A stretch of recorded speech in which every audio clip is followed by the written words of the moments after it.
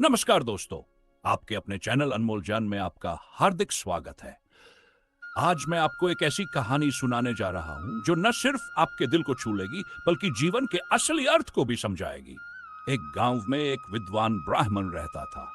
उसकी धर्मपत्नी कुछ साल पहले एक गंभीर बीमारी के चलते परलोक सिधार गई थी। लेकिन ब्राह्मण की एक सुंदर और सुशील बेटी थी जिसका नाम चंद्रप्रभा था। ब्राह्मण अपनी बेटी से बेहद प्रेम करता था और उसके लिए एक योग्य वर की तलाश में था। ब्राह्मण प्रतिदिन प्रातःकाल संध्या वंदन करके आसपास के गांवों में भिक्षा के लिए जाता था।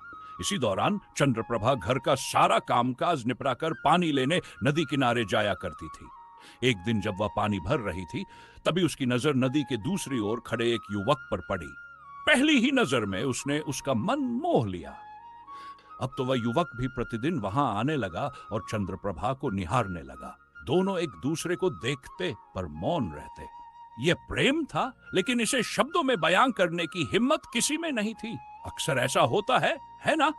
जिसे हम सबसे ज्यादा चाहते हैं उसे सामने होते हुए भी अपने दिल की बात कहने से डरते हैं। एक दिन चंद्रप्रभा नदी में पानी भर रही थी, तभी उसका पैर फिसला और वह नदी में गिर गई। उस युवक ने बिना समय गवाए नदी में छलांग लगा दी और उसे बचाकर बाहर ले आया। उसने मुस्कुराते हुए कहा, ध्यान से पानी भरा कीजिए, अगर डूब जाती तो। चंद्रप्रभा ने जवाब दिया, डूबती कैसे, आप जो थे। यहीं से दोनों के प्रेम का मौन भंग हो गया। पर चंद्रप्रभा ने उसे मित्रता तक सीमित रखने का निर्णय लिया। युवक प्रतिदिन उससे मिलने आने लगा। समय बीतता गया और एक दिन उसने विवाह का प्रस्ताव रखा। चंद्रप्रभा ने कहा, मेरा विवाह मेरे पिता के निर्णय पर निर्भर है, आप उनसे बात कीजिए। अगले दिन युवक ब्राह्मण के पास पहुंचा और अपनी बात रखी। ब्राह्मण ने उसकी सच्चाई परखने के लिए पूछा, क्या तुम मेरी बेटी से प्रेम करते हो? युवक ने झिझकते हुए लेकिन विश्वास के साथ हां कहा। ब्राह्मण बोले, अगर तुम सच में प्रेम करते हो तो उसकी कीमत चुकानी होगी। युवक उलझन में पड़ गया। प्रेम की कीमत? उसने पूछा।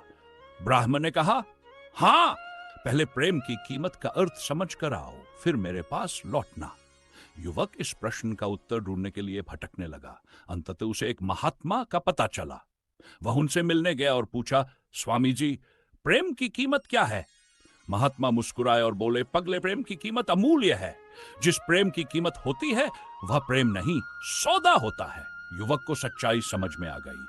वह खुशी खुशी ब्राह्मण के पास लौटा और कहा, हे ब्राह्मण, प्रेम तो अमूल्य है। मैं आपकी बेटी के प्रेम में खुद को समर्पित करने को तैयार हूं। ब्राह्मण को युवक की सच्चाई पर विश्वास हो गया। उसने अपनी बेटी का विवाह युवक से करवा दिया। दोस्तों, इस कहानी से हमें यह शिक्षा मिलती है कि प्रेम अमूल्य है। इसे न तो खरीदा जा सकता है और न ही बेचा जा सकता है। सच्चे प्रेम में त्याग, विश्वास और सम्मान की गहराई होती है। अगर यह कहानी आपको पसंद आई हो तो इसे लाइक करें, अपनी राय कमेंट में जरूर बताएं और ऐसी ही कहानियां सुनने के लिए हमारे चैनल को सब्सक्राइब करें।